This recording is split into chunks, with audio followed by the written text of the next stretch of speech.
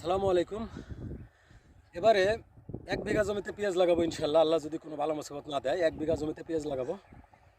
পেঁয়াজ তৈরির প্রস্তুতি চলছে। আমি আলটা কাটলাম, এই পাশ দিয়ে মানুষ চলাচলের জন্য বড় জায়গা করে দিচ্ছি, মানুষ চলাচল করবে সেজন্য এটা একটা মোটা রাস্তা করে দিয়েছি। দেখাও, মোটা রাস্তাটা সুন্দরভাবে রাস্তা করে দিয়েছি। এখন এদিক দিয়ে মানুষ চলাচল করতে পারবে সুন্দরভাবে।